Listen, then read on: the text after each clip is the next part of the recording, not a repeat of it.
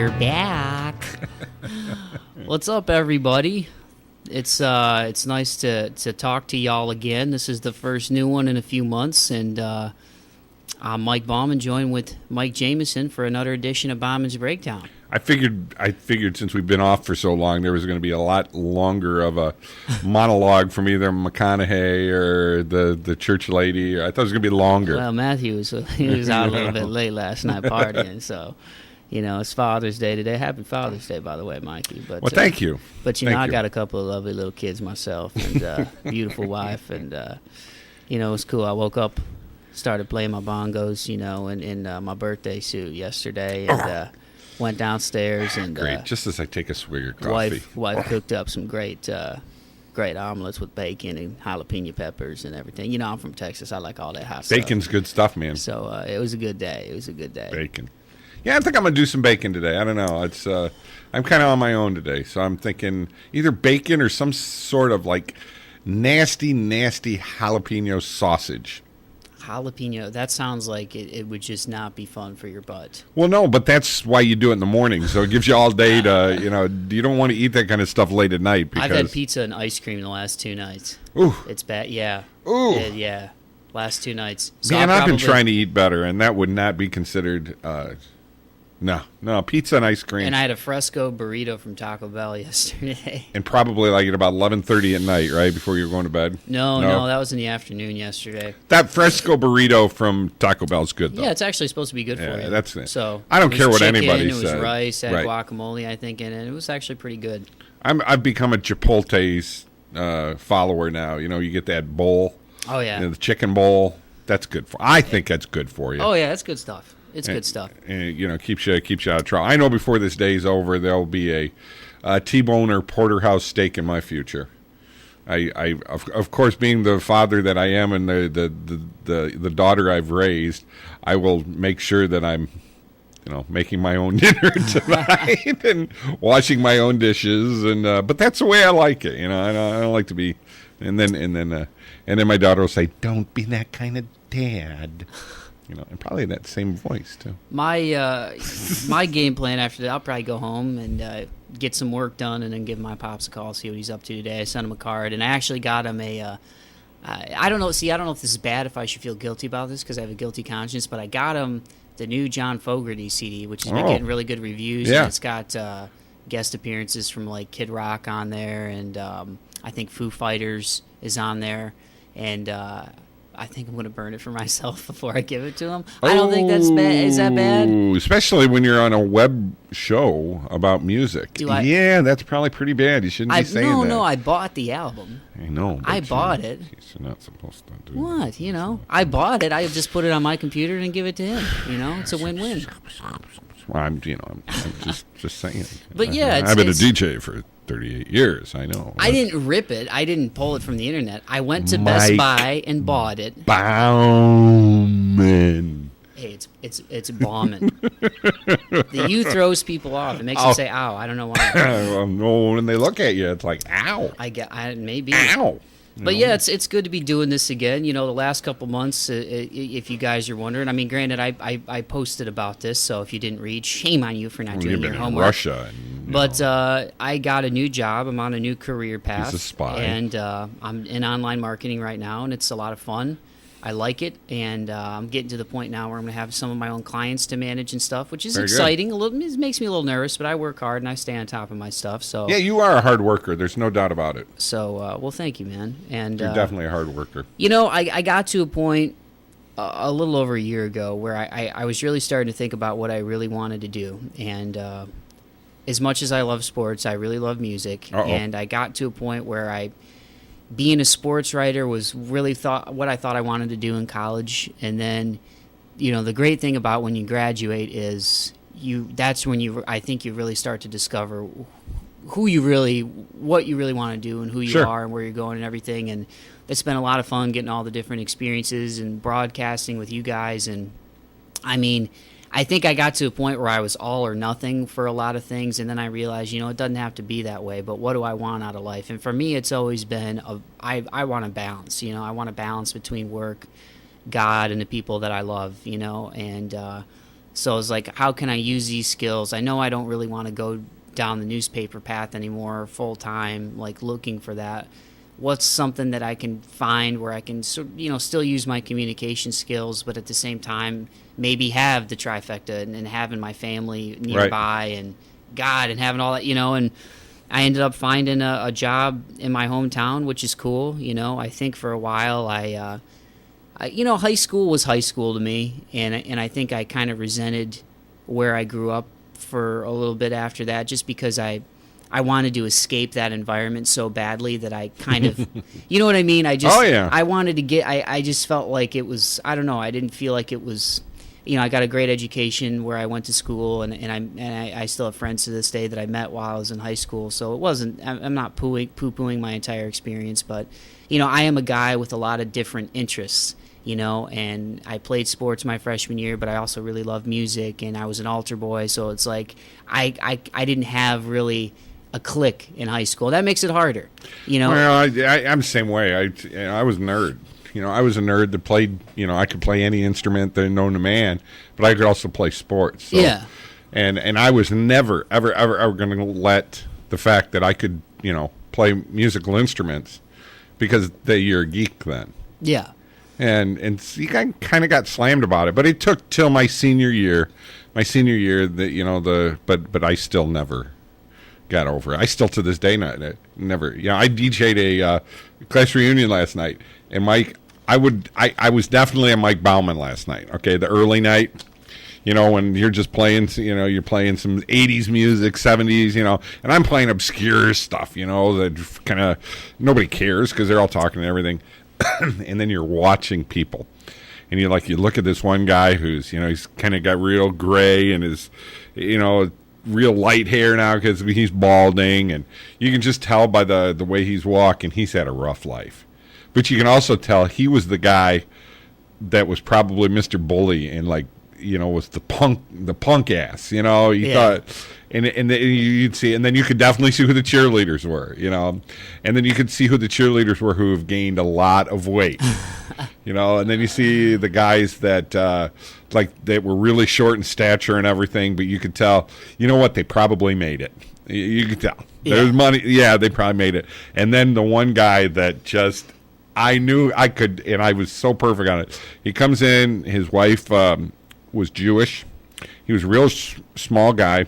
He was a doctor, and his Jewish wife walks in wearing, because it was just very casual, wearing this hot Bahama Mama red dress that you pulled all the way down to here with the fake boobs to beyond no man's land. Probably had a $500 haircut. She had on more gold. She had gold on her damn shoes. She had these wraparound, making the point, and I was like, oh my God! But it was cool, and I know exactly what you're talking about. Yeah, it's funny how people kind of still. It's weird. You get older, and there's still sort of those social circles. They've been waiting for 9 years. This is my moment. This is it, man. This is it. We're going to show you right now.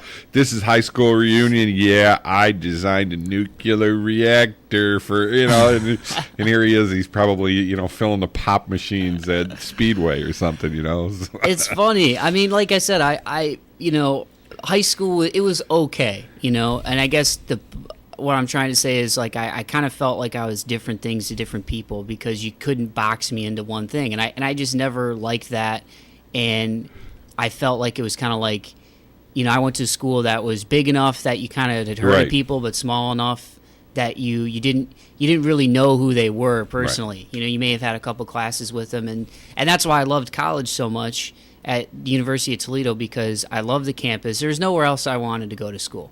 I wanted to stay close to home, close to my family, my friends. It's a great campus. I got a great education there.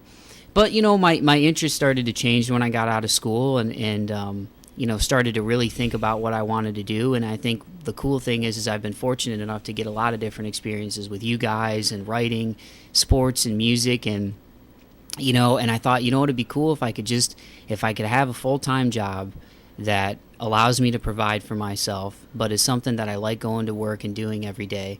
and if I can do some of the other stuff in my free time, then that's cool with me. That's the way you do it. You know life. what I mean? That's life. Yep, that's a good thing. And so this is cool. It's cool to be back, and I'm going to try to do as many of these as I can. As I wrote, at the end of March when I started my new job, and I put up the first episode we ever did with Ray Luzier from Korn. I kind of told you guys a little bit about my situation and where we're at and everything. And my game plan moving forward is to do a lot of local stuff. I think it would be really cool to try to spotlight as many local artists as I can.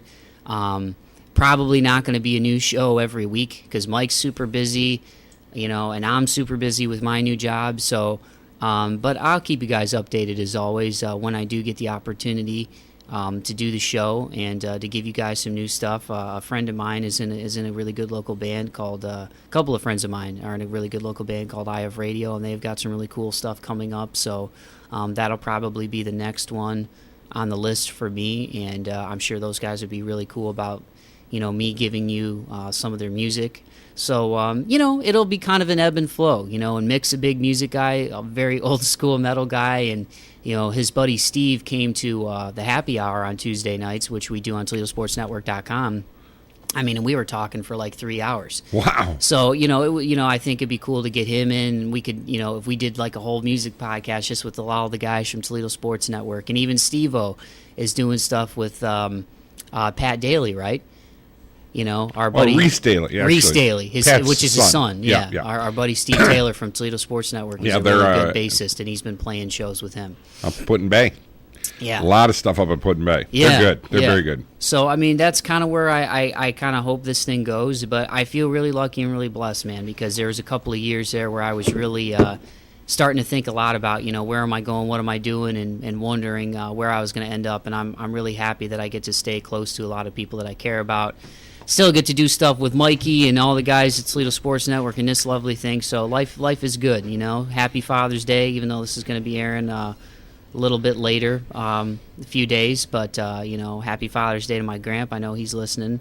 And my dad, my stepdad. It's cool, man. It's cool. But we're back today because we've got a couple of guys from a local band that I've done a lot of stuff on. And it's been so much fun working with these guys the last couple of years. I can't believe it's already been over 2 years since the first time I met Ryan Wayton, the lead singer of Tropic Bombs. But, he's one of those people that it's like from the very first time you talk, I usually have a pretty good read of people, and I just knew he was a good dude. Yeah. And we had a great first conversation, and he wanted to meet me in person. He didn't want to do a phone interview, and I think that tells you a little bit about the kind of guy that he is. He wants to get a feel for people too, and it's been fun to sort of chronicle their journey as a really great local band and write stories for the Free Press, and now have the opportunity to do a new show with these guys and kind of update you on what's going on with them. They've got some big stuff coming up. On June 22nd, they're going to play Rockapalooza in Jackson, Michigan, which they won a local Battle of the Bands competition to play in that, if I'm not mistaken. And that's a really big festival that usually gets close to 50,000 people up in Jackson, Michigan. Really? And a lot of national artists, and this is going to be their first festival, which is really cool, and that's happening on June 22nd, and then on June 29th is their third annual Midsummer Meltdown show at Frankie's, where they put the whole place up in a tropical theme. They give away prizes, and all dress up. I mean, it'll be a lot of fun. The Dwyers really well. Yep. Steve's the drummer in the band, and Nick Archer is the bassist. They both play in Once Over as well. They have new music coming out. They're going to be there playing, so those guys are going to be playing 2 shows. So it's going to be a lot of fun. So, I got together with Ryan. He sent me a text a few months back about some of the stuff going on with Tropic Bombs, and I told him I wouldn't forget about him and that I would keep everything in mind once it got closer to all that stuff going on. And it was a lot of fun. Him and Beano came up to my house a week ago Friday. Got a little bit lost. They were in the Twilight Zone for a little bit, and Surrey on Ryan's iPhone actually told him to get out of his car and walk the rest of the way to his destination, because where I live, the road used to go all the way through, but then they put train tracks across and made it a dead-end street. Well, they still haven't updated like Google Maps or whatever for that. So Beautiful. It took them the back way, and then they got to like a dead end, and they were like, "Where are we?" So yeah, it was awesome to talk to those guys and get a feel for what's going on with the band. They've had some changes and a lot of exciting stuff coming up. So without further ado, I'm going to shut the heck up and give you the damn thing. So here we go. This is Beano and Ryan from Tropic Bombs. Enjoy it, everybody.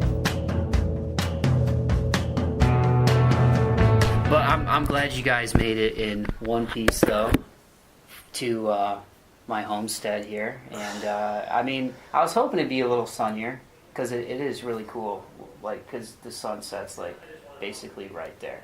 So I know that might sound cheesy and a little weird, but it is actually really relaxing. No, I was actually thinking, like, when you open those windows, I was like, man, this would be an awesome place to, like, either have breakfast at, just have your coffee and watch the sunrise or sunset over there.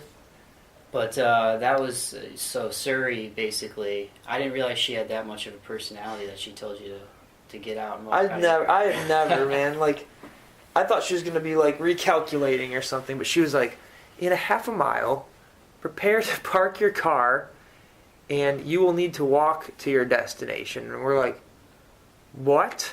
She actually said, don't forget your week's supply of food and a compass, because you got a hike to go, you bitches. So start walking. Yeah, and we just looked at each other like, did that just happen? Oh. I didn't know I was supposed to bring a tent. It was messed up.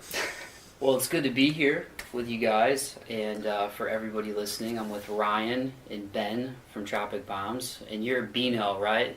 You can call me Beano. Affectionately? Yeah, I take on a few nicknames, but Beano works. Ryan has been calling me Beans in most recent times, but you know. And Beandog Bill. Beandog Bill. I So don't know. That's like a pedophile one. That's like a familywatchdog.com one, I feel like, Beandog Bill. Yeah, that's kind of more that's of kind of how we too many picture him. negative connotations with the Beandog Bill. That's like pedophile. That's like pedophile Yeah. baseball card stats. I mean, I like it, but type of. that's probably. Never mind. I can Moving keep on. it. We keep it. Yeah, we keep it. How long have you guys known each other? Long time. Years. Yeah. I remember meeting Ryan in the POT days. Promise of Tomorrow, that is, for all you viewers who don't know pot. But yeah, I think we had a lot of mutual friends that kind of hung out in that same network, and Yeah. just slowly, developed relationship over time through that. Jammed here and there. Yeah, he was really the only, like, I jammed with a couple people, but the guys in the band that I'm playing, with now are pretty much, like, John and Crumb had been in bands with me since our first band, which is the one he was just talking about. And then Beano was like, he was always in these other bands that we would play with on shows. And I'd always wondered, like, what it would be like to jam with him, because I always thought he was really a good, talented guitar player. And, I was a drummer back in the old band. And so one day we started jamming. We didn't start jamming. We had a one-time jam session. And I was like, that's really weird that I had so much chemistry with him, musically, because it was almost like everybody else I tried to jam with in my life, I just didn't have that chemistry with. Even if it was kind of fun, like, just wasn't there. It was always had to be John and Crumb. But I remember being like, man, Beano has that same type of chemistry, when I'm behind the drums. And I never knew that, like, 4 or 5 years later, whatever it was, that we'd be in a band together with John and Crumb. So there was like 3 guitar players, and they were like 3 of my favorite guitar players. I lucked out, man. So what part of town are you from then? I reside in Perrysburg, kind of a Rossburg native. Okay. But I do live in the township, and yeah, I do feel like I'm a Toledo boy at heart, because I've been, I went to St. Francis and UT, and always hung out with the West Toledo boys, and Ryan here, Sylvania, end of town. So, Yeah. like most of my friendships and connections were all resided in Toledo. So even though I kind of the Perrysburg Sticks boy, I feel like a Toledoan because that's where I did most of my hanging out and building relationships with people. How long you been playing guitar?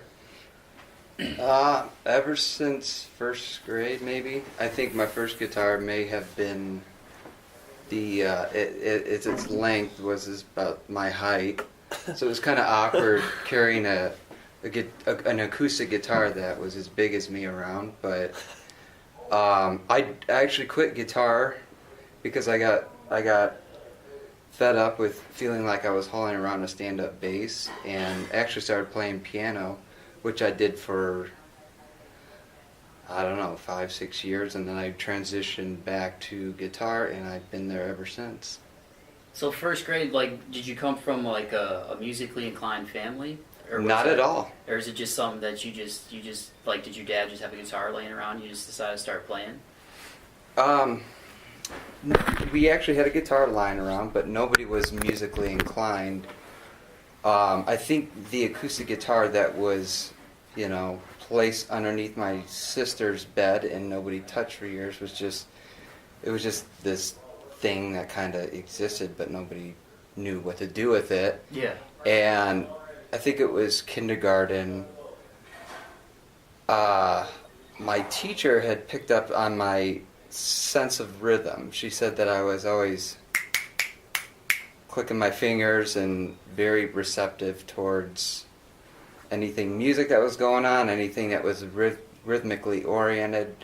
And I think it was the last day of class, my teacher said to my mom, if you don't get that kid music lessons, you'll be doing him the biggest disservice. So sure enough, first grade came along and my mom dug that guitar out of my sister's bedroom and put it in my hands, and yeah, the rest is history. Now, I always find it interesting because it's like, I've met musicians and talked to musicians who, like play multiple instruments, and sometimes I hear that like if you play the piano that helps you with your guitar playing, but then at the same time I've heard people that like try to go from guitar to piano and they said it's like completely different just because of like the scales and everything. So for you, did that help you like when you went back to guitar from playing piano? Absolutely. I find a great comfort in, especially in the writing process, I find a really good comfort with starting very basic ideas, chord progressions on guitar. Then I take those ideas, put it into piano, so then I can kind of map out if it was a bass line, a melody line, or any kind of addition to that basic progression. Then I translate that back into guitar. So it's like a fun balance. It's, you never know what you're going to get when you start noodling and tinkering around, but I think there's like an equal distribution of like, some of my stuff is primarily written on guitar and, the other half is written on piano. So for when you go from like a riff to the piano, is it just easier then to separate like the highs and lows and figure out the bass parts just because of the way the piano's set up? Like when you're talking about like kind of like the sound? Yeah. There's, I don't know. There's just something more natural feeling with me behind a piano and like, tinkering through the scales. Although like I do find comfort in writing, lead lines on guitar, but there's something more pleasant, hearing it on a piano and then taking it to, a distorted guitar. It's just kind of a more cleaner, more focused way of, putting my thoughts out there. Because it's more, and it's like natural element. You don't have like the effects or the gain or exactly. the tone or any of that. Exactly. That's cool though. That's cool. So like when I know like Tropic Bombs was like almost been 4 years now that you and John first started that just as kind of a studio project. But when you guys started to figure out getting the band together, did it just kind of happen naturally that way that you wanted to have like 3 guitarists? Actually, no. The funny thing was, I mean, because it is a unique setup, and we've talked about that before. But because I always thought that was really really cool, and even when you guys put the album together, like you could hear, like I could hear everybody's styles, and I think I even had it pinned on I'll See Your Ass at High Noon, who everybody's little solo part was. You did.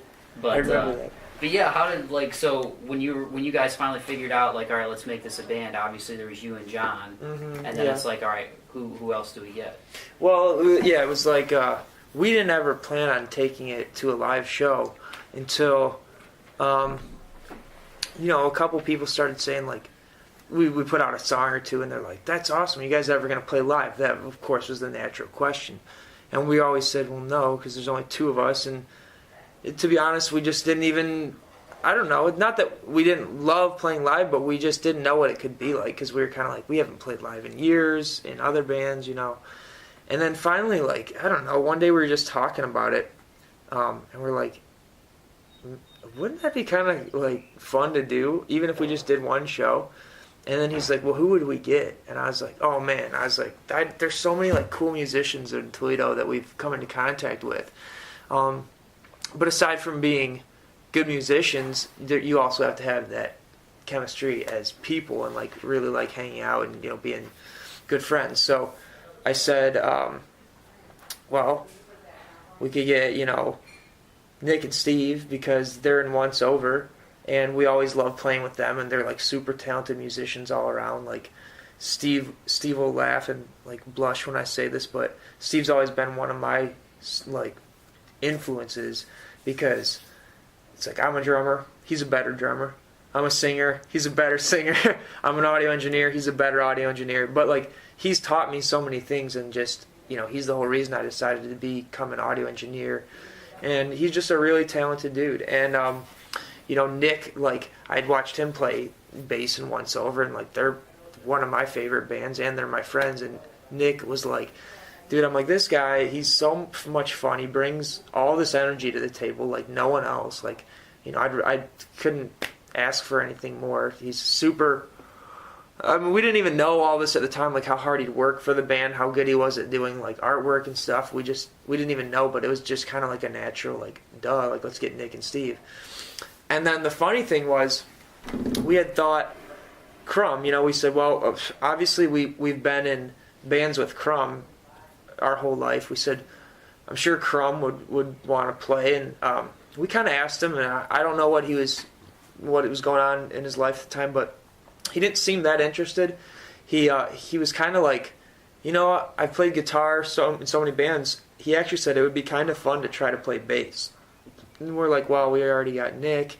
I don't know, it would be kind of cool, but we already had Nick. Yeah. And so then we're thinking, Crumb's I don't know if I want to play guitar. And I'm like, well, we should get Beano for sure then, because he's the only other dude, like I said, that I've had this chemistry with, and he's an awesome guitar player. So John's like, yeah, dude, that would be cool. And I was really instantly excited about it. I'm like, this is sort of weird not having Crumb in the band is what I thought, but it'd be a different dynamic and a really cool lineup. So we asked Beano, who coincidentally had been telling us he wanted to shoot a music video for us when he wasn't in the band. He's like, we should make a music video. That was actually my manipulation to get into the band. I was just throwing all these I'll do this, I'll do that, just to be a part of your. No. Well, no. The funny thing though about that is I saw him out. That was at the Auto Tavern or something, which I was never down there.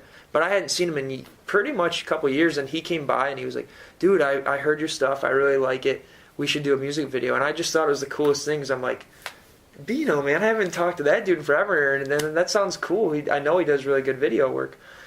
But anyway, it comes out that we're like, dude, do you want to play in the band? And he was like, yeah, I do. So we got him in, and then Crumb's like, hey, man, I kind of, I changed my mind. I kind of want to play guitar. And I'm like, well, shit. Now we have, we have John and Beano on guitar. And what I remember sitting down and having this conversation with John. I go, what are we going to do? Because here's our dilemma is, and we didn't even think at the time, let's have 3 guitar players.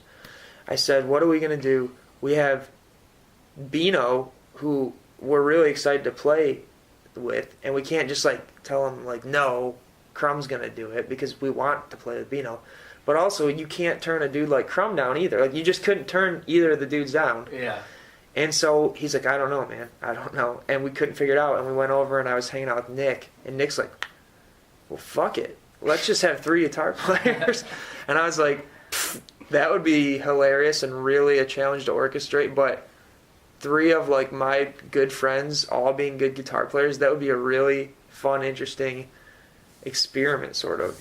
And we tried it out, and it ended up just working and kind of helping us mold our own little style. Yeah. How was that for you guys? Because, like, you know, guitar is one of the instruments that people always pay attention to anyway. I feel like, especially with rock music, it's always like guitar, singer, drummer. Everybody always kind of forgets about the bassist, even though there's some really like good bassists out there, like Nick. Nick is unforgettable, though. If you watch him on stage, you can't ignore Nick, man. He does some goofy, wacky stuff. But yeah. So I'm just saying, like, but for whatever reason, that's the way people kind of, you know what I mean? Yeah. Like, people can tell you who, like, Slash is and, you know, Eddie Van Halen, but it sucks that it's like that, but at the same time, even watching you guys on stage, it always seemed like you guys each had your own distinct style of playing. Like, how much did that help having all of that going on, like all 3 of you? Like, was it a pretty seamless transition, or did it take some time to get used to? I would say it took some hurdles to you know, to make it work, and it was, I don't know, maybe a year, if not more, of kind of refining these colliding styles, and you know, it was like kind of like feeling it out, saying like, well, who's gonna like write the basis of these songs, and then who's gonna layer, and then who's gonna layer the third element, you know? It was kind of like a challenge, but it was definitely a rewarding challenge. I guess with like John kind of taking the role as like the primary lead, also like, you know, idea generator.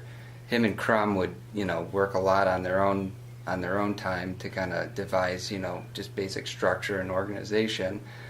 And then, you know, they bring this like awesome song that I'm staring at thinking, what the hell am I gonna do? Everything has been done.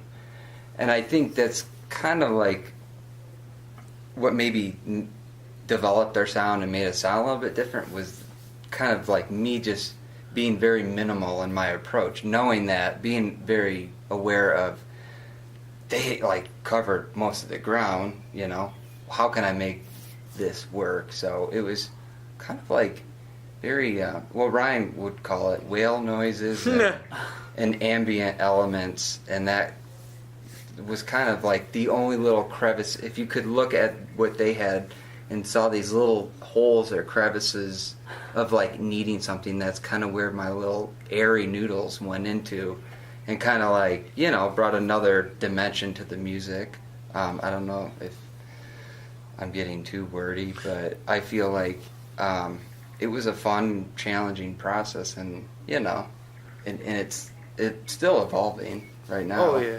Yeah, that's why I kind of like was talking about sort of like those larger than life guitar personalities, and how people, like, for whatever reason, everybody looks at that, like guitar players and singers and stuff, but it takes a whole band to like make the music. And with you guys, it always seemed like, granted, I mean, we've just met a little bit ago, but like I think the only one I haven't like met and like gotten a chance to talk to for a little bit is actually Crumb. But everybody in this band seems like pretty humble.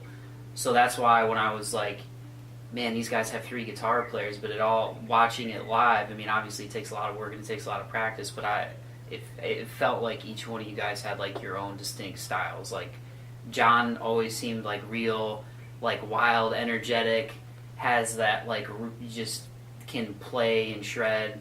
Crumb seemed more like kind of like funky and like good with like really good with rhythm and stuff. But you could tell by watching him play too, like he could play anything if he wanted to. Oh yeah. And then even watching you, it seemed like the same thing. Like I like watching him, like that dude's he's good. He's in the hook, and then like you would have those like ambient stuff, and you kind of were like more in the back a little bit. Mm-hmm. So John would be up there like going crazy and like head big and stuff, and Chrome would be shaking it around. But I watched and I was like, I think with these guys, like, yeah, it probably took some getting used to having 3 guitar players, but at the same time, it felt like it kind of like, it was like Tetris, like it would just like fit.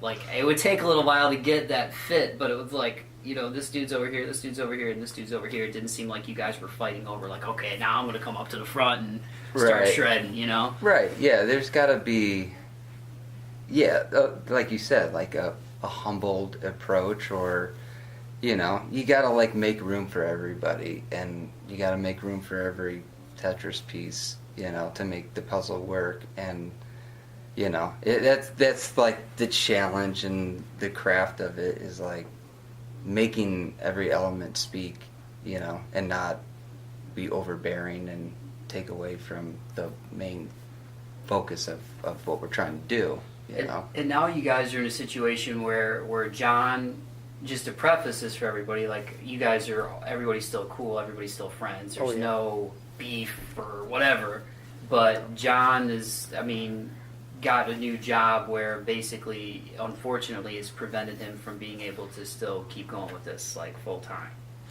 Yeah, and it kind of came about quickly.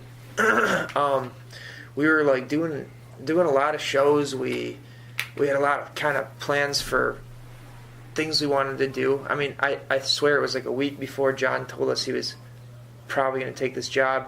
He was like texting me like, let's get some plans for like what we want to do this summer, and like what, let's lay out like our goals and all this. And John and I always kind of did that, and then we'd be like, hey guys, what do you think of this? And everybody's like, yeah, that's cool. Or they'd say like, well, what if we do this too? Or what if we don't have time for that, because we're all busy dudes. But then John got this opportunity that really just like he couldn't pass up, and everybody's totally cool. In fact, I remember him calling and having a long conversation on the phone with me, just kind of like a heart-to-heart, where he was like, yeah, I want to try and still play in the band, and I think I want to take this job, but I'm not sure. And I just was like, do what feels right for you, and that's what he did. And unfortunately, I guess we all thought, including John, that it would be more doable than it was. He thought he'd be home a lot more often than he was. And then as we started to get ready for shows, there were a couple like last-minute cancellations that were not his fault at all, but because he couldn't make it home, we realized like we're really in a bind here, because even though we still have 2 guitar players, like everyone's like, oh, don't worry about it, like you got the other 2 guys, like John's awesome and like his solos, but they're like, it's one show. But then like he was like, I don't know, it might be more than one show. And I was like, well, this is gonna be really hard. So we just kind of realized eventually, we kept communicating. Like John and I were really good about communicating with each other and kind of reassessing the situation. And finally we talked, and it was a pretty mutual thing. Like, John was like, I want to do this so much, but we kind of started to talk about like, okay, it's that time of year where we've been playing the songs off Nuclear Honeymoon for as long as we can remember. For about a year before we put the CD out, we had a lot of those songs done. Then we put the CD out because it took almost a year to fully do it. We were doing it all ourselves. And then people were like, oh, cool, it's a CD. So we played the hell out of that CD, and we still love playing those songs, but we thought, okay, it's, another year, we need to start writing some new stuff. We need some new pictures, with the updated, everything. I mean, we only had, like, a couple pictures anyway, but we just needed new pictures. We wanted to put new songs out, and I started to think, well, it was really, really challenging to like scramble at the last minute when John couldn't make those shows. It was really, really tough to have like Beano try to, and Crumb too. Beano actually ends up playing most of John's parts, but Crumb had to adjust as well. Like the whole band kind of had to just adjust. but mainly Beano and then Crumb. But it was tough to scramble. We did it and we pulled it together, but I started to realize, like, it doesn't really make sense to.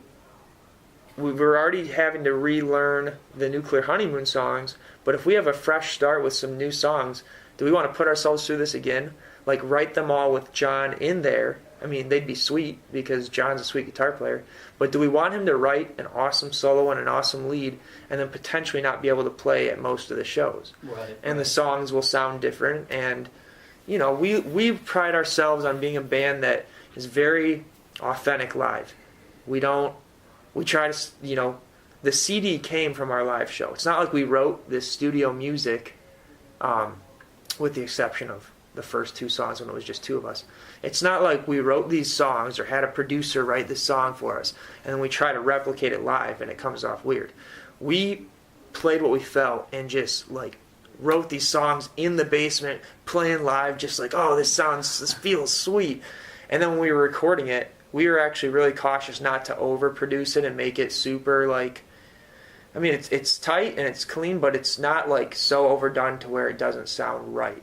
It sounds like if you'd go pretty much and see us live. Yeah. So our concern was people like that about us. So what happens when they go there and basically, like, the lead guitar player who's playing all the solos and stuff isn't there? Plus, we're a local band, so most of our fan base is our friends and family.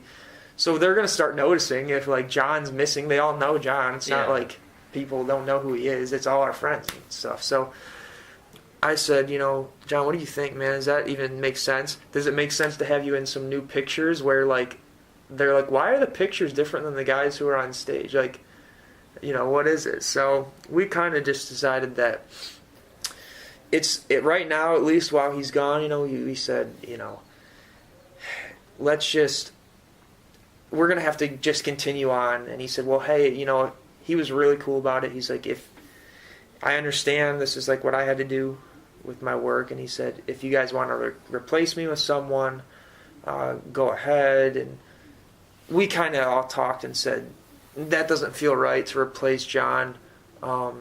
It's kind of like, it's almost like retiring a player's jersey. Like, you just don't let anyone wear that number again. It's kind of like, we're not going to have a third person come in and try to emulate, what John did or who John was as, like, a guitar player. And we said, why don't we just write with the 2 very talented guitar players we have left and see what happens. We're writing new stuff anyway. Let's see how this goes. And so far it's going really well and actually much better than, I knew we were a good band who could pull together, and get through it. But I never imagined that it would go this well and we'd have so much fun writing with this new dynamic. It's really fun. Yeah, I'm just gonna add something. I kind of freaked out when John, made this career path decision. I was happy for him, 100%. Oh yeah. That he was, taking the next step with his work. But I'm like, man, John's the heartbeat of this band, and what's gonna happen? I was in turmoil. I was worried. I for a minute thought we were gonna fold, just thinking that John's out. Somebody else is gonna say, screw it, it's not even worth my time, and then one by one, chipped away. There's no band left. But I'm really, like, happy and proud with, like, what we've done so far with that separation from John, and I'm really excited about it. And what was I gonna say? Probably something. There is this, like, I miss John like crazy, but it's like there's that point, I guess, like, you gotta do what you gotta do, and I don't want this friggin' band to fold. So, it's kind of like an evolution stage. We're kind of evolving what we have, knowing the elements that work and the dynamic that we're dealing with, and you know, we kind of got to retweak it because there's a whole link missing in that, and we're just trying to like slowly heal that, and I think so far so good, and I'm excited about what we've been doing.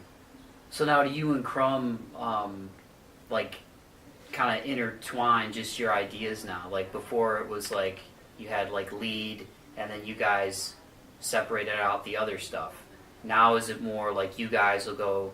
It'll be like more of like a back and forth thing. It won't be like a lead rhythm. Well, I think we're still in a very like primary stage. It's very adolescent right now to know like who's gonna take what. Yeah. But just in the few rehearsals with the 2 or 3 new songs that we've been working on, it seems like a good distribution of riffing, and you know, Crumb has been doing good with keeping the funk and the flow going, and I've been employing some noodlings that I'm enjoying a lot, so I'll leave it at that. Yeah, yeah. Well, what's interesting about you guys too is like, in that was one thing when I listened to the CD, because Ryan was kind enough to hook me up with the MP3s before it actually came out. You know? Well, of course. Which I didn't share with anybody. I enjoyed it, but I mean, you hear a lot of bands, and I'm not saying it's a bad thing, but it's like bands that develop very distinct sounds, and you're excited to hear what's next from them because you kind of know what the core of it is. You know what I mean? Like when Korn came out in the mid-90s, everybody was like, what the hell is this all about? Because to that point, bagpipes? Yeah. Bagpipes? And nobody in the 7-string guitar was like supposed to be like a shredding guitar. Right. You know, and then all of a sudden you have these two dudes who are like down tune it as low as it can go, and then Fieldy's playing a 5-string bass, and then all of a sudden you get a lot of rip-offs from that. But every time you hear Korn, though, whether you like them or you're not, you're like, that's Korn. Yeah, right. We know a Korn song. Right. I think Seven Dust, when you listen to them, they're one of those bands that's like that. With you guys, it's like you know you're gonna get reggae, and you know you're gonna get funk, and you know you're gonna get a little hip hop, and you know you're gonna get rock, but there's not like a thread other than your guys' chemistry through that CD, if that makes sense. Like when I listen to that album, that's part of the reason why I like it so much, because you would have to give people probably at least 4 songs. You literally have to give somebody 40% of that album. If somebody said, well, what does Tropic Bombs sound like? Well, you know, I can't say you guys sound like Sublime because they don't get as funky as what you guys do. They don't get as heavy as what you guys do. I can't say that it's like, you know, Santana-ish, even though there's one you know, couple of riffs on there where John really rips, and it kind of reminds you of that. So it's like, I feel like with you guys, that's why when you told me what was going on with John, I was kind of bummed out, but I was like, you know, they have that thread through the whole CD where it's like you can tell the chemistry's there, but at the same time creatively there's a lot going on, and I think that's good for you guys. It's like you have a signature feel. I feel like it's not a signature sound, and I feel like that's kind of a good thing in a day and age where there's so much music coming out there every day, and you get some bands that either are going to try to piggyback because they're not in it for the right reasons, or you get some bands that sound like way different than everybody else, and either they make it or they don't. And then there's bands that are like, you know, we do this because we love to do it, and we have our chemistry. And I feel like you guys are like right there. So that's why, getting ready for this interview, I was like, you know what, I think they'll be fine because they all seem pretty tight, and they have their chemistry, which is probably more important than anything for like the actual band itself, you know? Yeah. I mean, thanks. No, you're welcome. I mean, that's awesome. No, I mean, I'm honestly not sitting here trying to like kiss you guys' ass and wash your balls. Like, I honestly mean that. Like, I think that's like, I think it's that was one thing that's like really cool about the CD. Like, my favorite song of that CD is "The Art of Cloud Cutting," just because I think it's a very well written song, and I like how it's like it's almost like 2 different songs in one song. Like, it stops and then it's just like. And like you literally, it's like I'm a very creative like thinker, like imagination, like like I almost always remember big chunks of my dreams and like weird and I drew before I wrote. Like when I was a kid growing up, I drew, like drawing was like my thing. Like I drew a picture of King Kong when I was in like kindergarten, and I drew like nipples and shit, and it was supposed to be like Family Day, so that I think they thought I drew like my mom topless, like, and it was on the wall of the school. But it was actually supposed to be King Kong. Oh god. But like when I listened to that song, and like that one part where like it goes into that second part like I picture like being on like an island, because it's just got like a really distinct like reggae type riff, and so. That's what I mean. There's so many different pieces on that album. So I'm actually looking forward to seeing what you guys will do now that it's you and Crumb, because I think that chemistry will still be there with you guys. Oh, it definitely is. I mean, we've been writing a little, and we want to write more. I think we just kind of decided that what we're gonna do is we have June 22nd coming up. We're playing at Rockapalooza, the big huge festival in Jackson, Michigan. And the following weekend, we're playing in Toledo at Frankie's. We're doing the Midsummer Meltdown, which we do every year. It's going to be awesome. But I think after June 29th, we're going to kind of, normally we play a ton in the summer, and then we play sporadically throughout the year. I think these are going to be our only 2 shows this summer. I think we're going to really hone in on writing, because the stuff, not that I was always excited, actually, I had one of the guys in the band was telling me the other day that on a scale of 0 to 10 on excitement for the band, I'm an 11, and I think sometimes that's a good thing, and sometimes it's probably stressful for the other guys. But I get really excited about it. I'm always thinking about it. I was just telling Beano here that the other day he sent me a clip of a new song he was working on, and I was at work. I hope none of my bosses are listening to this. I snuck out of my cubicle. I work at a mental health facility. I snuck out of my cubicle and went into the stairwell and wrote a vocal line and recorded it so I didn't forget. That's the type of excitement I have for this. I can't ignore it, and I can't just stop being excited. So the fact that I'm this excited about the new stuff, I love playing shows. I would play a show every night of my life if I could. But at the same time, I'm really excited to put out new stuff, and at first I was a little bummed when the guys were like, I don't know, maybe we should take a little while off playing shows after these 2, because I'm like, no, I love going out, seeing everybody, hanging out with everybody. It's a big fun time. But you know what? I think it's a good thing, because there's a lot of writing to be done. There's a whole new, I don't want to say a whole new style, but there's definitely a new dynamic in the band, and it's working really well. And I'm just as excited as anybody else to see what comes out, because we have little ideas. We have songs that are being worked on. We have one completed song. But really, we don't even really know, to be honest. We don't know, because I remember when John said he was leaving, I immediately called Beano up. Because I knew that Beano was going to freak out a little. And I called him up, but I also knew how good he was. And I don't think he knew that. And I called him up, and I was like, Beano, there might be some changes. And, I think you're going to have a lot more responsibility, and there's going to be a little more pressure.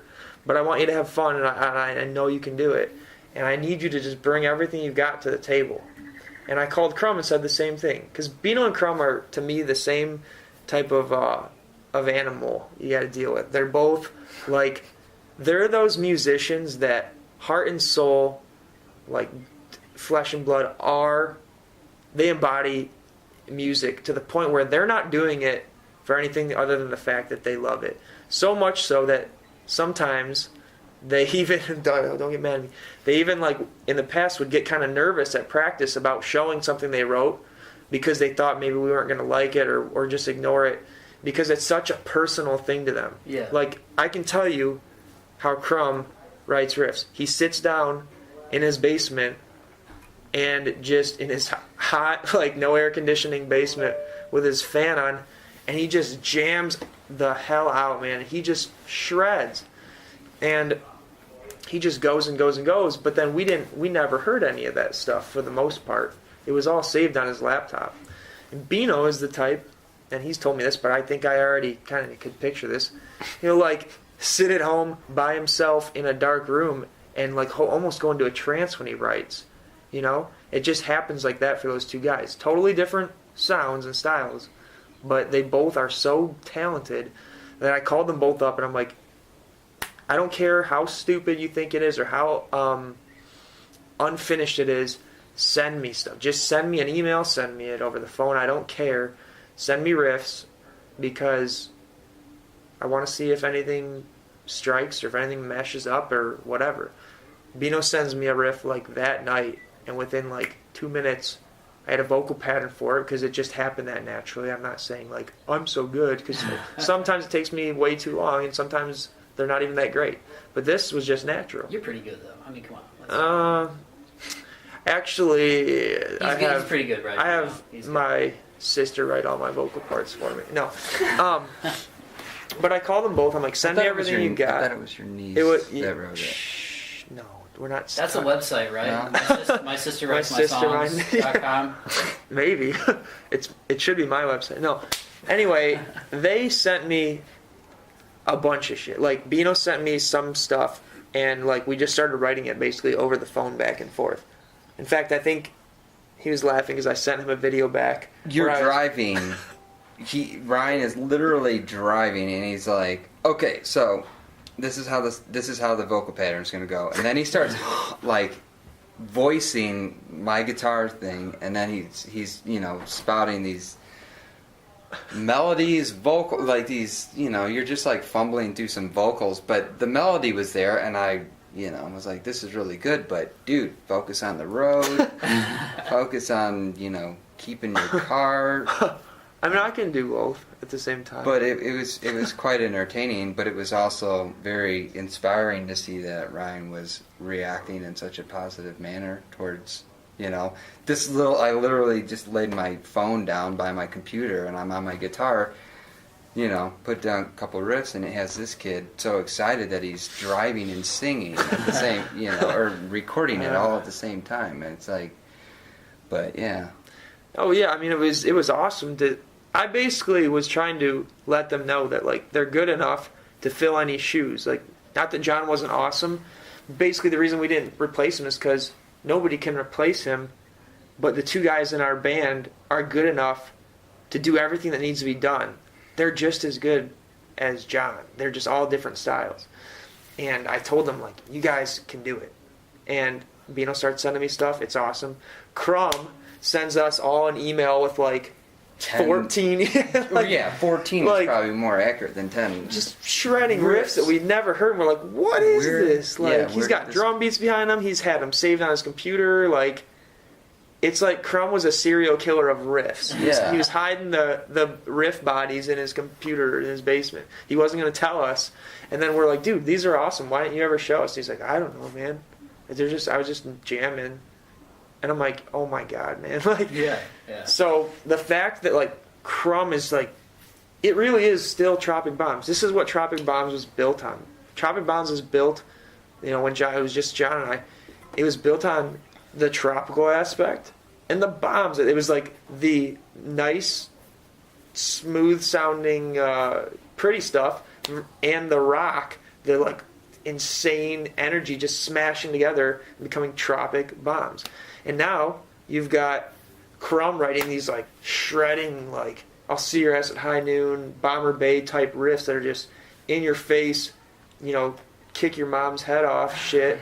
And then you got Beano over here who's writing these like intricate, pretty things that I'm like, where did that come from? And I can't wait till they mesh together. Like, it's gonna sound awesome.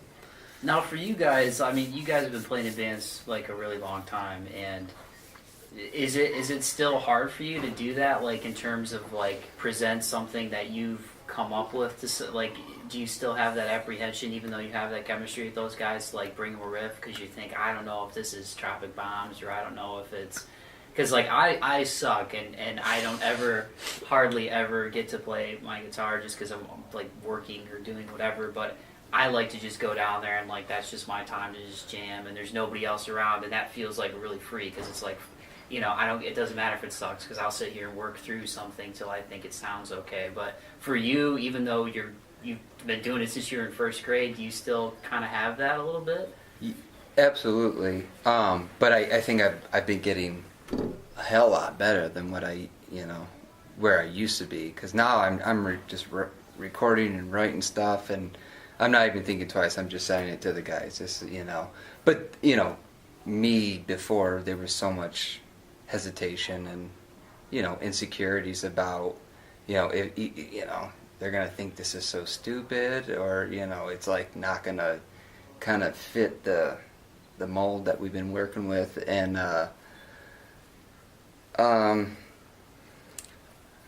say that question again. No, sorry.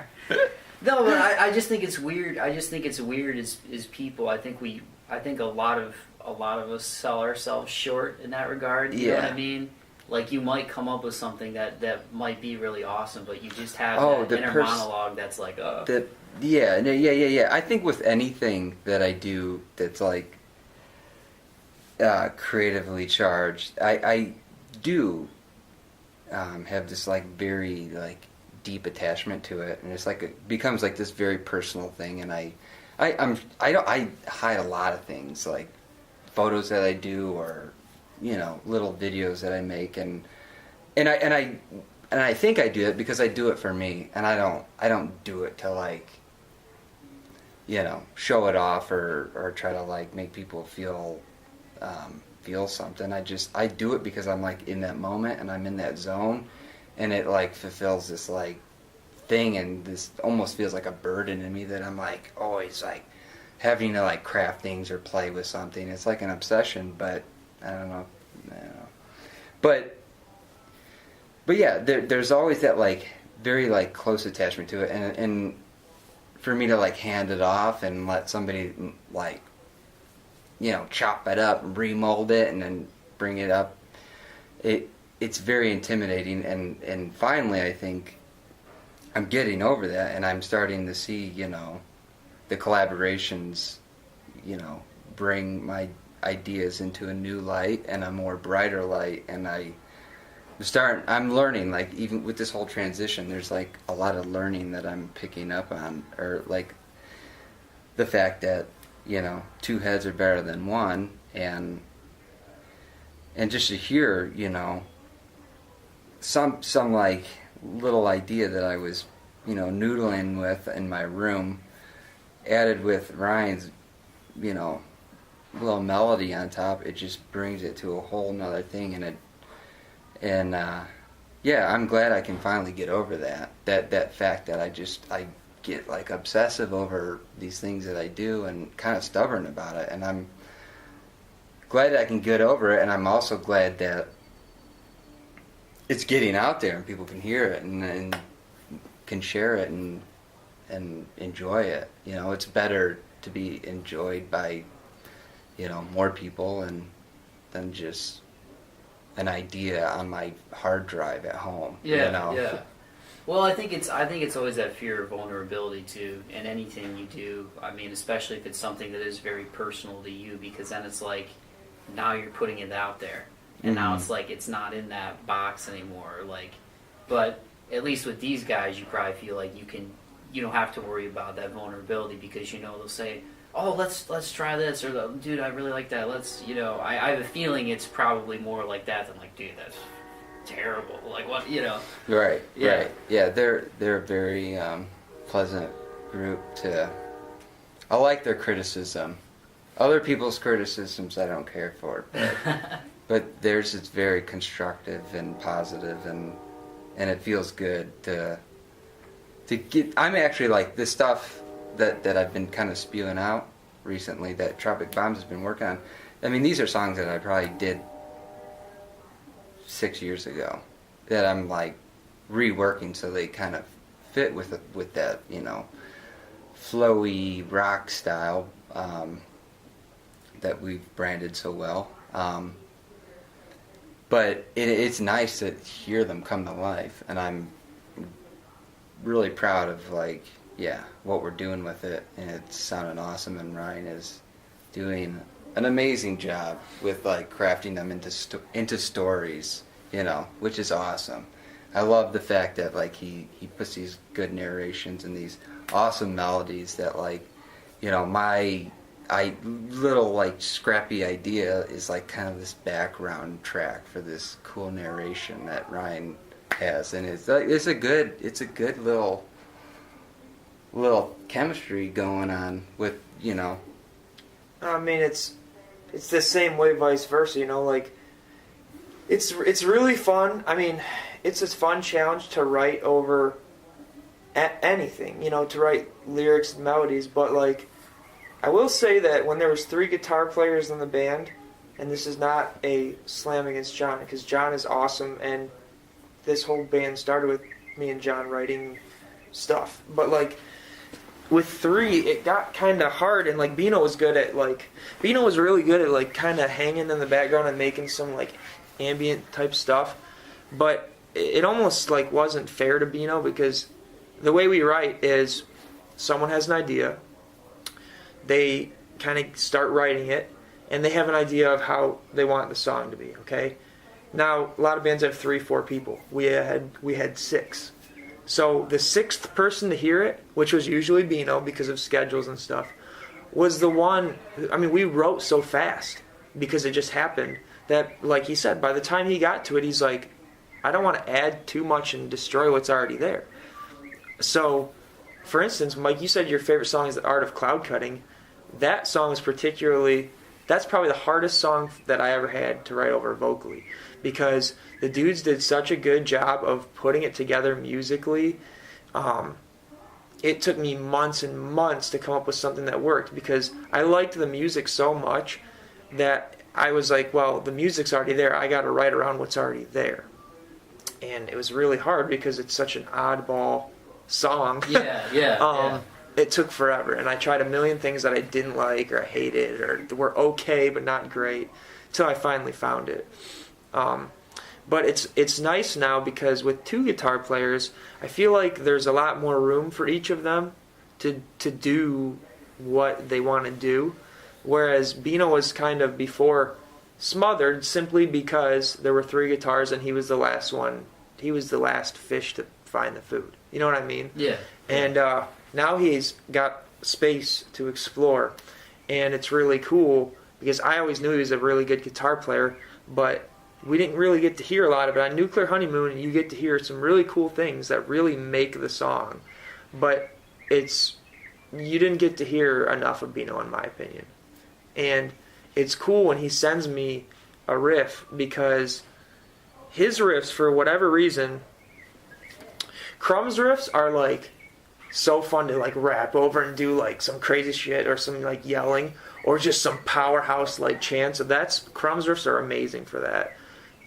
Sometimes I find it hard to sing over because they're so intense and in your face that like I'd have to get really aggressive, and that's just kind of not my singing style. That's more of my like rapping or flowing style.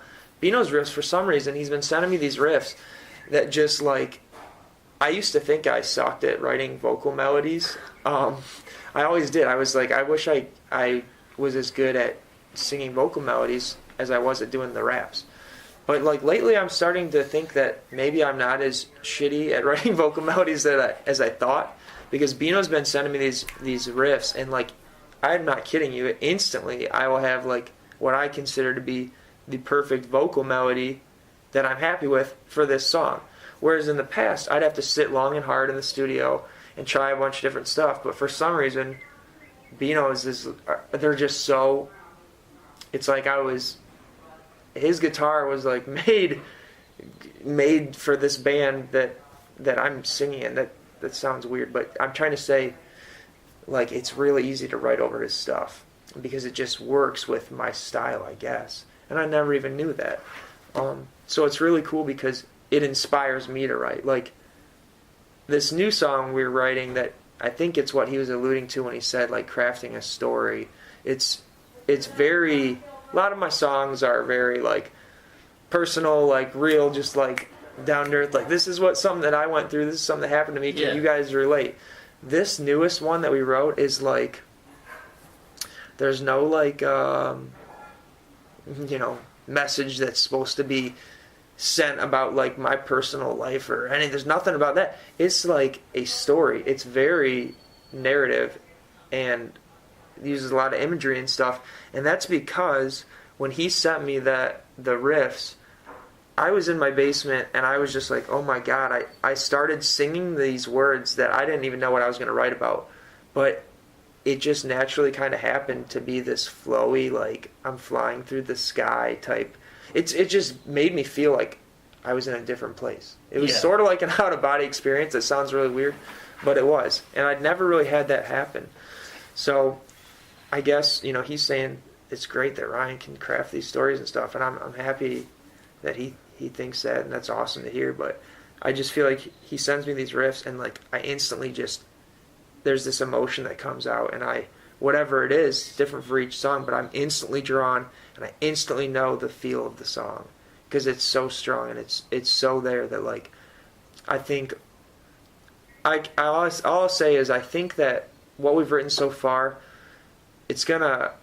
people are going to attach to it in the way that they did to like Light the Way, which was funny because that was like one of our weakest link songs at first. We didn't even know if we were going to play it live or put it on the album.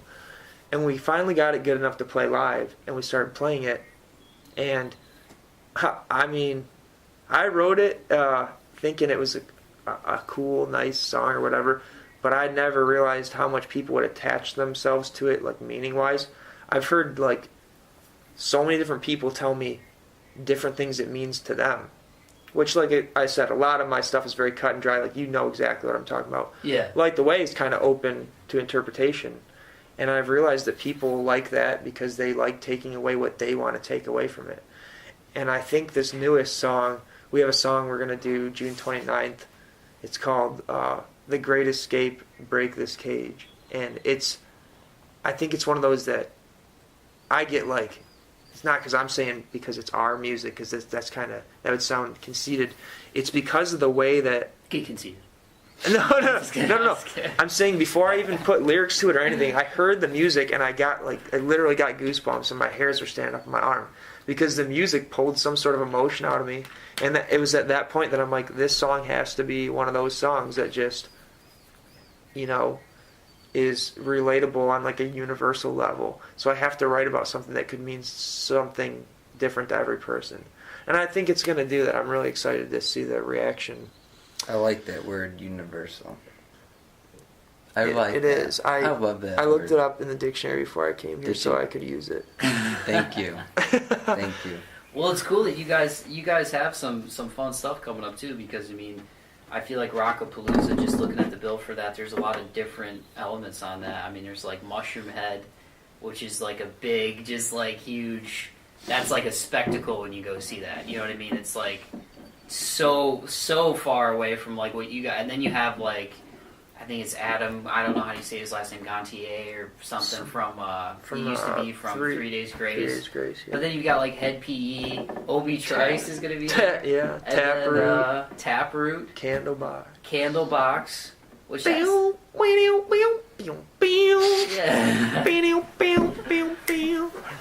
yeah, that's happening. And then 12 Stones actually, and then Surrender the Fall, who both came through Toledo. Surrender the Fall was here a couple times. So if you guys get to meet them, I've heard good things. Yeah, Aaron. I talked to Aaron. I'm not saying that to like name drop, but Aaron from 12 Stones was very, very friendly, and that was a really fun interview when we got to talk. God, that was almost like a. Now, which stone is he? Already. He's the 13th stone. No. Oh, whoa. Yeah, he's not even part of the no. He's the drummer. You're welcome to some pizza.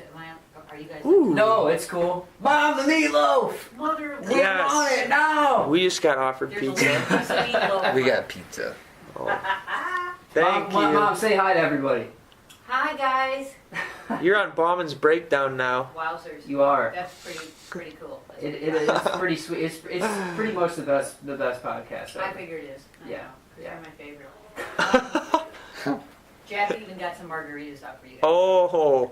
Yikes. Whoa, Yikes. we're out in the country with pizza and margaritas. Get a sleeping bag on it. They're gonna have a couple of those. Ooh. Really, we're just trying to fatten them up before we bury them. Oh. No, knew we that was still the we, case. we still got 2 bars. But yeah, Okay. yeah, I think it'll be a good show. Jared from Surrender the Fall was he was a pretty nice guy too. So I think that's a kind of a good mix of bills, and I'm very excited for the 29th. I'm gonna be there unless my legs get lopped off or I mean, my even if stepdad buries me in the backyard like he's done with God only knows how many of his other previous families before he met my mom and brainwashed her. is that him in there? It's him. It's him, dude. Yeah. Oh my god! I Let's wouldn't, get out of I here. wouldn't drink the margaritas if I were you, honestly. I'm getting I mean, out you of think here, El Mike. Camino margaritas are strong? I mean, I can take it. there's been a Is couple it his where homebrew? I've blacked out and woken up on the other side of the pond over Is there. it his homebrew? No, actually, it is really good. Have you guys had Cabo tequila? Cabo Wabo? Mm-hmm. Cabo's really, really good. I can't do Jose. I got sick on Jose a long time ago. And I mean, if it's mixed in something, I can do. Like, I think the Plaza Azteca margaritas, I think they might use Jose. But that's got like a sugary, cornstarchy. That's why people get sick on Jose. Cabo is just like agave, and it's like more natural. Yeah. You know, I shouldn't do that, but I kind of do. I drink I'm apple excited. juice. Yeah. Oh, they're good. They're good. He drinks I drink apple juice. Ryan drinks apple juice. My drink is Jameson and ginger ale. If I had to have my drink of choice. It sounds very good. It's delicious. It's delicious. But yes, I think Rockapalooza will be sweet because that's like your first. That's a festival. I mean, granted, we've had Toledo Music Fest in Toledo the last couple of years, and actually that's had pretty decent turnout. I feel like, but like this will be pretty sweet because we get to take a little hike and Yeah, you can take a little get road to trip. see a different. We get to crowd. get lost again. Different, yeah. We get to get lost. We get to see some new faces, and I think the people will dig it, man. I really think the people will like it. Can I ask what you're gonna open with? Will it be Bomber Bay? Just to get him, just to like punch him in the face, or have you guys not gone that far? Well, yeah, it's gonna be Bomber Bay. I'll Bomber just Bay. tell you, it's gonna be Bomber Bay. Yeah. That's like basically as of now, it's our key opener. We have a new song that's gonna be a sweet opener, but we want to wait till it doesn't have a name, but we want to wait till people really kind of know it. It's pretty awesome. And you got some fun stuff going on. You were saying for the 29th. I'm looking forward to that too Oh, because it's you yeah. guys once over, and Steve and Nick are both hilarious in their own ways, and it's always fun to talk to those guys. And they both always.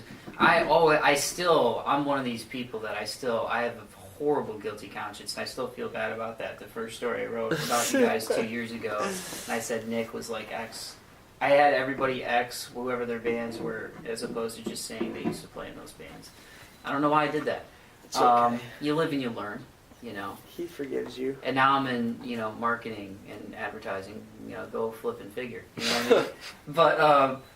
But yeah. So I've only heard whatever the thing he put on Facebook was, and I think it was him and Mighty White were down in his studio, and it was like this crazy. I don't mean crazy in a negative way, but it was like this real like spacey kind of like.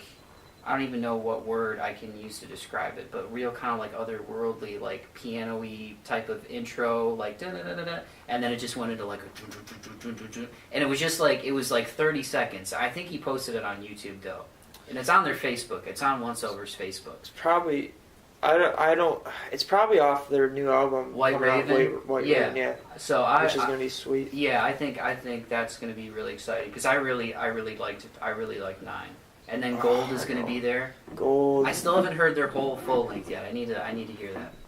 It's what you'd expect. It's fucking rock and roll, funky, and actually. And who's the other band on the bill?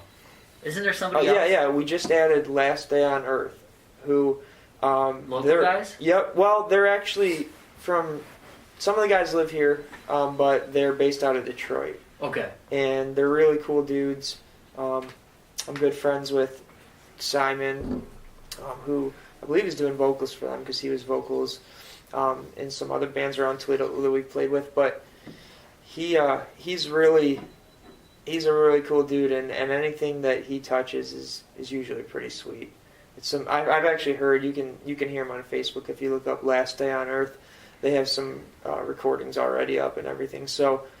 They're really cool. We're glad. I think like this is one of the first shows. We always try to play with our friends' bands, but like this is the first show definitely in a long time where, well, it's our first show in a while that we've headlined, so we can kind of like have time to play whatever we want, do things what we want, you know. And we also got to pick the bands we play with, and so we're like, let's play with a bunch of bands that we're friends with. So it just makes sense, you know. What are some of the fun things you're going to do? Can you tell me prior? Yeah, I can tell you some of them. I can't tell you all of them because we do want to have some surprises, but we're going to do a, well, obviously it's the Midsummer Meltdown, so if you've been to one of those before.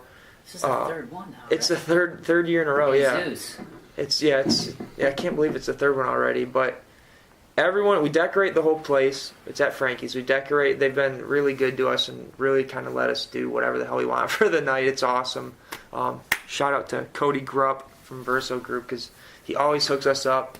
And Jay Awada. I don't know if you've ever noticed the dude, the sound guy who has like dreads down to past his ass. But dude, he is always like, last year Jay was like doing light shows for us and like hooking us up, like doing playing these mixes we wanted beforehand. Like they just really all like have a great time, and you know, it's not like they're out making tons of money. Like they just are doing it because they love it. And so we're glad to be playing at Frankie's.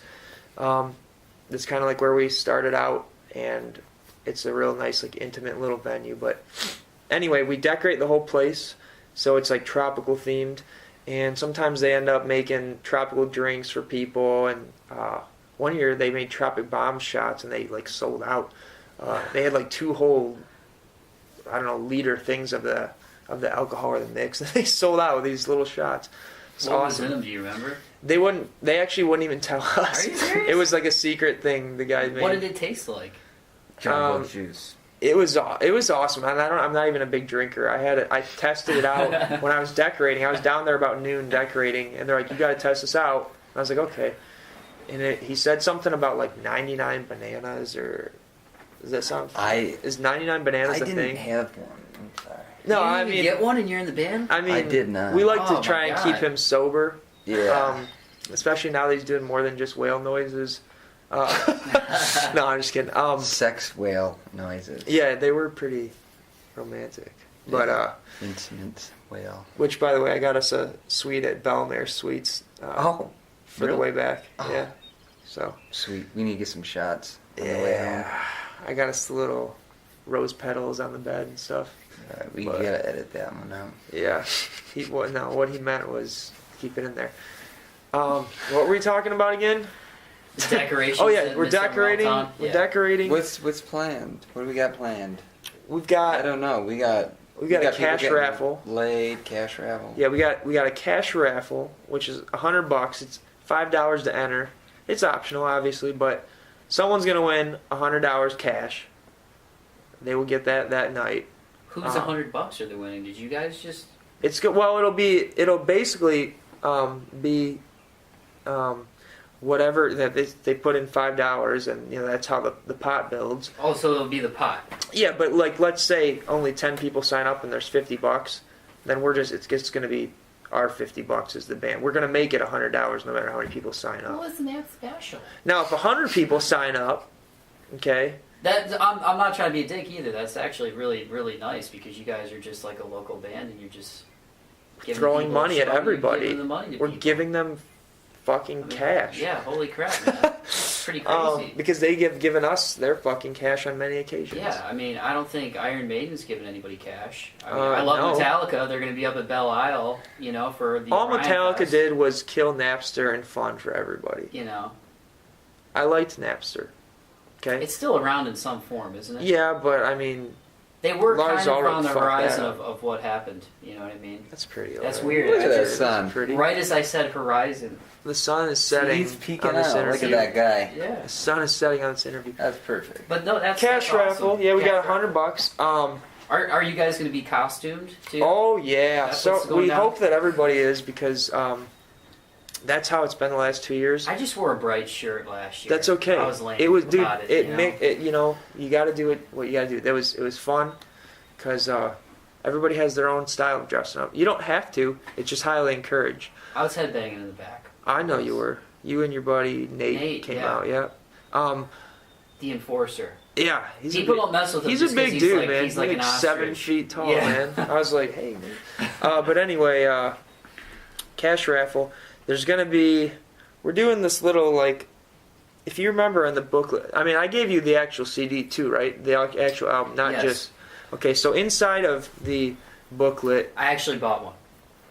Yeah, yes, you did buy one. I wanted to purchase one. You're right, because I argued with you about that, and then you punched me in the face, and then I gave in. I did. I'm skinny, but I'm strong, you guys. It hurt. Don't mess with me, for real. I got bony elbows. Okay, so on the inside of the booklet where the lyrics are, each song has a lei hanging over a musical instrument. So Yeah. like The Journey, there's a red see-through guitar and there's a red lei hanging from it. Well, I found those the other day. I'm like, we still have these? And we thought, it's a transitionary period. It's kind of like this is going to be our last show where we're just straight up playing pretty much Nuclear Honeymoon and a few other things, but we're kind of transitioning. I said, we need to like kind of get rid of some of this stuff. What if after every song we give away the lei that was actually in the booklet to whoever was like really embodying that song? So I already know there's going to be certain people that are going to probably be going for certain ones, like our friend Rob Krasa, our friend Matt Hoagland, and maybe a couple other people I can think of will probably be battling it out for the I'll see your ass at high noon lei, because that's like their shit. They're always the one yelling bang bang before we play it. So, there's certain stuff like that. So we're going to give away all those, and basically there's going to be 9. I call them the keepers of the lei. So they're going to get the good one. We give away like 100 of the plastic shitty leis to everybody, but they get the good ones that are like $2 instead of $1. But no, it's just kind of something fun that we thought we could do for like just an extra, I don't know, fun thing. Costume contests with other prizes. There's definitely other surprises. I can't even think of everything that we have going on right now, but there's just going to be so many things going on at that show. It's going to be kind of chaotic, but it'll be chaotic for us. It'll be a fun night for everyone else. We have a lot of work to do that night, but it'll be fun when we get up there and get to play. I'm looking forward to it. And on that note, man, I think it's been fun. We got the sun setting here. You guys made it one piece. You didn't get killed by some crazy creature out in the field. I mean, there's pizza and margaritas waiting to be had. Couple of quick nerdy questions I'm going to ask real quick before we wrap it up. Because there are still songs that I listen to that will give me like the chills, like in a good way. Like Trivium, Throes of Perdition, there's a riff, there's like a breakdown riff in the middle of that every time I hear it, it's just like da-dum-dum-dum-dum, and just the way the guitars sound and the drums, and like it's just this like real primal vocal and the bass line, like everything is just like musically it just syncs up, and I'm just like, holy shit. Every time I hear that I feel like that. What songs for you guys still do that? Even if it's something you heard like when you were like 5. Is there it can be a new song or just what songs do you hear that every time you hear it you still get like that feeling like, damn, that shit like hits me right in the chest? I've got a lot, but some things I can think of, and I'm not just trying to plug, but like Once Over on the album 9, the song 9 always does that for me. And actually, that's an awesome God, song. there's so many. Like, an awesome song. Not This Time. There's a part at the end that just like, oh my God, it just gets me going. Like I was running the other day and I was like ready to pass out, and the end came on where Bruce is just like just double bassing it so hard, and I'm like, fuck, and I just my mile time went up like so much, but. I like the heavy. It's almost like a bluesy that bow down down down down down down down down. Then he drops it down. Oh, it's so sweet, man. And like that whole that's a badass. That whole like. There's one song though actually other than 9 that really particularly gives me chills. Like it raises the hairs on my neck. Like, and I think it's number 5. It's it's just Must Let Go. Yeah. And it's so good. It does something. I don't know why, but Real talk. I listened to that album. That was when I bought that almost exactly 2 years ago, because you guys had a show with them, and that was the first end of the world it was supposed to be. There was like the May end of the world, and then there was the December 21st end of the world. And I remember I was in Cleveland Yeah. with my friends. We played shows on both the ends of the And world. I came back and I got that record, and I left it in my car for I don't even know like how long. And I even told Steve at one of your guys' shows, I was like, dude, that record. He was like, oh, dude, thanks, man, I really appreciate it. And I you know, you never know when people come up to you, like if they're drunk or they're high or whatever. And we were talking bullshit, and then I was like, dude, that record was like really. But yeah, I had broken up with my girlfriend earlier in the year, and I heard that song, and I was like, it really helped. I was like, that is those are those moments, those weird moments in life where shit like comes out of nowhere, and I was like, thank you for that one, Silver. That was a really good song. Oh yeah. It's a really good song. Yeah. What about you, Beano? Well, you caught me off guard with this question. I wish I would have had some time to think about it. And my mind is so preoccupied with taking a piss that Dude, how long I have you been literally holding cannot it? think of... How long have you been holding it, man? You can go whenever. Well, I mean, I was just there's being no polite, rules. you know. I didn't want to miss any good questions like this one. Well, do you want to pee and But- think about it like midstream? No, I'm just and going to then- say something because Okay. it doesn't make my hair stand up, but it makes me like so happy to be a human with ears to hear this song. And it's called The Distance by Cake. It is by far one of the most pleasant songs for me to listen to. I think it's the bass line that gets me every time, but you know, you caught me off guard. I wish I would have. No, that's okay. I wish I would have prepped it better, but You are more than welcome to go take a leak and but I love that song. empty your bladders. Your bladders, like you got like 4, like you're a cow. I just said bladders. Yeah, I have one hanging out of my side. It's a backup. I feel bad now. It's actually a Kroger bag. You could have peed at any time. It's fine. It's a Kroger bag. As long as it wasn't on the floor. But yeah, on that note, gentlemen, thank you. It's been fun. It's always fun to talk to you, Ryan and Beano. It's been a pleasure, man.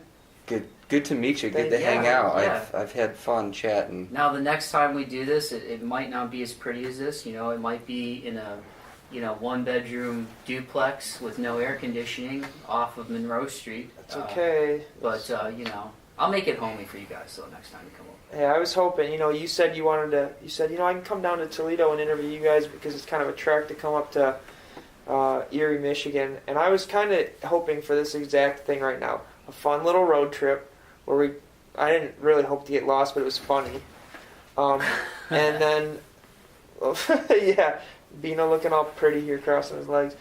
And, some nice scenery. Dude, you can go ahead. It's fine. I want to hear what Ryan's Just closing go. words are. Okay. This is cool. It's been a good experience. The sun is disappearing behind these trees. There's pretty. There's a pond. Hey, you know what's kind of Pink weird? and yellow. Yeah, I was just gonna say. Yeah. The sky right now, as I'm looking at it, is absolutely 2 colors. It's pink and it's yellow. And you go. The new song. Beano said take off, take a piss. Mike, the new song that I was talking about, where Beano's riff inspired me and made me feel like I was flying through the air.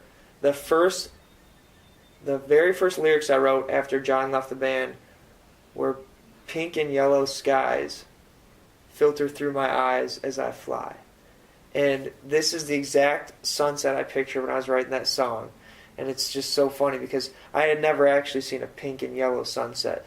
Those are just the first 2 colors that came to mind. And I always said, I've seen red, I've seen, whatever, purplish and blue, but I've never seen pink and yellow. And that is literally just a pink and yellow sunset. So I'm glad we came up here and did this interview up here. Yeah. It'll probably be really fun getting back in the dark and getting lost, but I'll guide you. yeah, I will. Siri can't I guide will shit. light your way. No. Siri can't guide shit. Can she take a picture of that? Yeah, I'm about That's to a take rare. picture of that right now. That's a rare one. I don't even know why I didn't It like think of that. synced up. It's synced up with your song. Well, on that note, everybody, thank you for listening. I'm gonna give you guys another Tropic Bombs song my after memory's I come full. back and wrap this up with Mr. Mike Jameson. So, come out to the show if you're near Jackson, Michigan, or even if you're not near Jackson, Michigan. Come out to the festival because it's their first festival outside of Toledo, and I know they're gonna kick ass. And come to the show on June 29th because it's always fun. Frankie's is always fun. I was at it last year. I've been to a couple of their shows, and it was so awesome because Ryan and I had done interviews, and I used to work every other weekend at my other job, amongst other things, and I'm so excited now because I have weekends mostly free at this point, so I will be there. Not that that matters that you're coming there to see me, but come to that show. Thanks, everybody. Peace.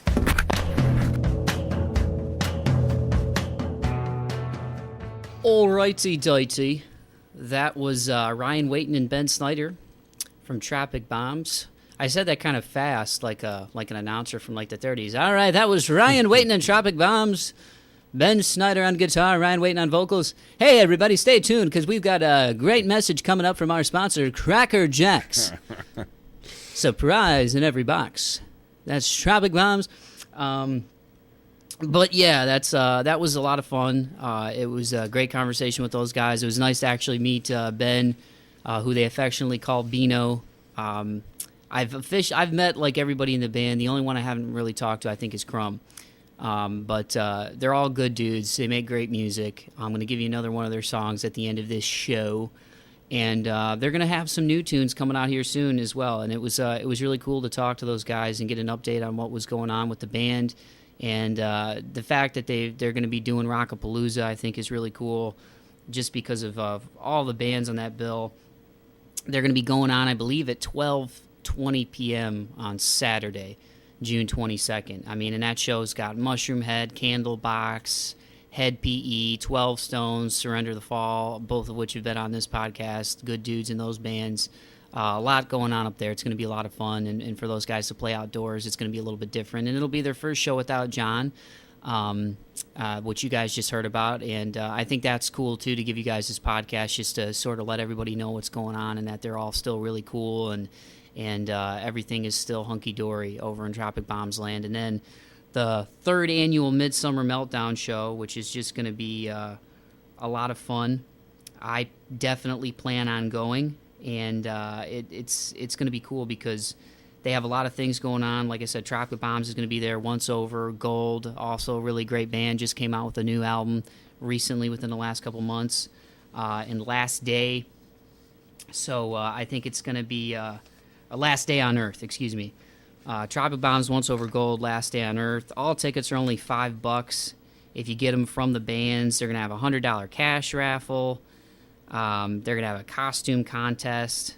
I mean, there's just going to be a lot of fun stuff going on. They're going to debut a new song called The Great Escape, Break This Cage for the first time. They're going to be playing it there. So it's going to be a lot of fun. And like I said, these guys are really good dudes. I can't emphasize that enough. And it was fun to have them up at my house. My mom ended up giving Beano an impromptu palm reading. So I hope that didn't scar him for life. My stepdad busted out some of his homemade margaritas. So after the interview, they enjoyed some sarsaparillas, some homemade margs, a little impromptu palm reading, and some homemade pizza. So hopefully I didn't get Ryan in too much trouble with his girlfriend because the interview is supposed to be at I think it was supposed to be at 6:30, and by the time they got out of the Twilight Zone and got up to my house, it was after 7 o'clock, and they stayed for a couple hours. And then as they were leaving, my mom decided she was going to do a little palm reading. So I love you, Mom. Shout out. But yeah, it was a lot of fun, and it was really cool. And there's a really cool moment at the end of the show, as you guys just heard, where Ryan was talking about sunsets, and I believe it was in reference to one of the new songs they're writing and how he had never seen this particular sunset. And when the sun was setting, those colors were in it when it was going over my pond. So it was. You got your own pond? It was really cool. Well, it's not my pond. Jeez. I'm still looking. You got unicorns over there too? I'm still looking for my own place. Oh, okay. Well, see, my stepdad, Jack, who I affectionately call Jackaroo. Shout out, I love you. It's Father's Day. Happy Father's Day. I'll see you later today. He worked his butt off for a long time and at Jeep, and he didn't have any kids until he married my mom, and then he got 3 teenagers. So surprise. You want to talk about culture shock there, buddy? And so he worked really hard for a long time and picked up a lot of overtime back when things were a little bit better. And they're getting better now over at Jeep, but he worked his butt off and just, built his house and planned it all out himself, and Good for him. put a pond out there on some land in Michigan, and it's really quiet. I've been very blessed to have him come into my life, and so yeah, it was really cool. And so we just sat on the back patio and did the interview, and it was a lot of fun. So if you're in the area, and even if you're not in the area, you know what I mean? If you're close, within a couple hours drive, I encourage everybody to go to Rockapalooza and check these guys out in the afternoon up there. And I also encourage you, if you're in the area locally, to go check out the show over at Frankie's. It's going to be a lot of fun for the 3rd annual Midsummer Meltdown. And, those guys always bust their butt and put on a good show, and it's always a lot of fun. So, I definitely consider these guys, friends. I mean, we don't, it's only every couple of months, every so often that I get a chance to see Ryan and some of those guys. But every time we meet up, it's always cool talking. And it's like sometimes when you meet people and you feel like you've known them for a lot longer than having just met. And I felt like that when we first talked a couple of years ago, because he was just such a good dude. And every time we've talked, we've always had really good conversations. And it's cool to see that these guys keep trucking on with Tropic Bombs and keep making the music and playing the shows. It's a lot of fun. So yeah, I hope you enjoyed it. And like I said, moving forward, Mikey and I are going to get together as often as possible. I wish I could give you more specifics on what day the show will be airing and that type of thing. But right now my main focus is my new career path, and I'm Male model, right? That one. I used to do that back in the day, but I had a weird experience in Malaysia, and it was kind of crazy. There was a walrus, a couple of meerkats, and some adult beverages. And a Mikey. chick named And, Jack. It was kind of crazy, man. It almost made me get out of acting, and it was a little nuts, but yeah. So I don't roll that way anymore, man. The first couple minutes were a little weird. After you got over that, it was fine, right? Yeah. But yeah. So like I said, that's kind of my game plan moving forward, is to feature other awesome artists like Tropic Bombs, and the cool thing about having local bands is usually they're cool about letting me get some of their new music out to you guys, and obviously I can't really do that with national acts, and just based on my life right now and where things are, I mean, that it kind of works out for me to do more of those type of things. And as I said, Mick and Steve, his buddy Steve, are big music metal, old school metal heads, and I'm a big metal guy, so it's cool kind of talking to them about some of the old school stuff. And I think it would be cool to do a podcast where the guys from Toledo Sports Network kind of just shoot the breeze about our different musical influences and talk about that too. And like That'd I said, fun. Steve Taylor is a great bass player and is doing the stuff with Reese Daly. So there's a lot of fun, positive stuff going on in 2013 so far. So I'm glad you guys tuned in. Thank you so much for staying aboard with the podcast. And I pride myself on being a man of my word. And I told you we weren't going to die. I told y'all we were coming back now, and we came back, and we're doing it. We're going to keep it rolling. And like I said, I will always keep you guys updated on when I have some new shows and stuff. But it's this is something that's fun, and I want to keep it fun, and that's what we're going to do in 2013 moving forward. So thanks again to Ryan and Ben, aka Beano. It was great talking to you guys. Look forward to seeing y'all soon. And for the rest of you, I'm going to give you another one of Tropic Bombs songs. It's actually my favorite song by them, just because I think it kind of encompasses a lot of what makes these guys great, which is they're very diverse, versatile musicians. And even though you could kind of classify what they do as a fusion of rock and reggae and funk, I mean, every song on the album is a little bit different. And I think that's a testament to, how committed these guys all are on their instruments, from Nick to Ryan on the mic, Justin and Ben on guitars, and John, what he contributed, Steve on the drums. I mean, it's this whole band is just really, really good. And I'm not saying that just to kiss their butts either. I mean, if you watch them live, they pour their hearts and souls into it, and it's always a real treat. So to me, it's a steal for $5 to go to the Midsummer Meltdown on the 29th. Make sure you're there if you're free, because it's going to be a heck of a show. But this particular song, I first heard about a year ago, because I'm so cool and awesome that Ryan gave me the album before it came out. No big thing. That's how we do it where I live, because I'm a pretty special guy. By so. the pond with the unicorns. Why unicorns? You're I don't know, you're obsessed with unicorns. Today's also. Unicorn Day. Yeah. I guess, but this particular song, the first time I heard it, I was like, man, this is really cool, because it's. I don't want to give too much away, but other than to say that songwriting's really good. It can be interpreted in a lot of different ways, but it's the guitars are great, the bass is great, the drums are great. I mean, everything about the song is awesome, and I think it's one of their more versatile tracks, because it's when you listen to it, it's like completely different how it ends from the way that it started, and I love it. It's a great song. So make sure that y'all keep the faith and be kind to one another. And without further ado, here is The Art of Cloud Cutting from Tropic Bombs. Peace.